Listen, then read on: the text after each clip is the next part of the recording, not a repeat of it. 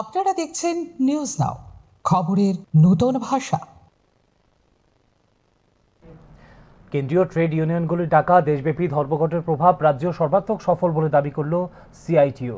প্রায় 75 থেকে 80% যানবাহন রাস্তায় নামেনি এবং গ্রামীণ বাজারে প্রায় সম্পূর্ণ বন্ধ ছিল। 3টি স্থানে প্রতীকী রেল রোকো কর্মসূচিও পালন করা হয়। ব্যাংকিং ক্ষেত্রেও প্রভাব পড়েছে বলে দাবি করে সংগঠন। পিকেটিং চলাকালীন একাধিক জায়গায় পুলিশ গ্রেফতার করেছে বলে অভিযোগ করে সিআইটিইউ। পিকেটিং চলাকালীন সময় ডিওয়াইএফআই নেতার উপর হামলার অভিযোগ তুলে এর পেছনে রাজনৈতিক মদতের ইঙ্গিত দেন সংগঠনের নেতারা। কর্মসংস্থান রক্ষা ও শ্রমিক স্বার্থে এই ধর্মঘট ডাকা হয়েছিল এবং বৃহত্তর অংশের মানুষ জানিয়েছেন নৈতিক সমর্থন। দাবি করেছে সংগঠনের নেতৃত্ব।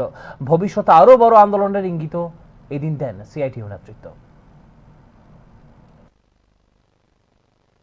দুপুরের দিকে কিছু দোকানপাট খোলার চেষ্টা করেছেন, মানুষও এটা কোথাও কোথাও প্রতিবাদ করেছেন। এটা কেন করছেন?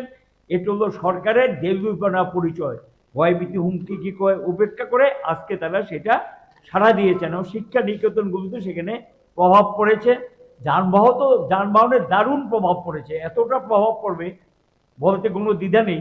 আমরা যারা বন্ধ আহ্বানকারী বা ধর্মঘট আহ্বানকারী, আমরা এটা ভাবতে পারিনি যে সারা আমরা পেয়েছি।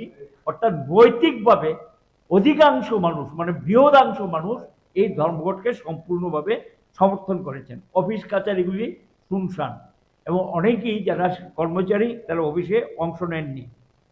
এবং এই কারণে আমরা আপনাদের মাধ্যমে রাজ্যবাসী যেভাবে সাড়া দিয়েছেন এবং যাদেরকে গ্রেপ্তার করা হয়ে সাড়া দিয়েছেন তাদেরকে অভিনন্দন এবং ধন্যবাদ জানাচ্ছি।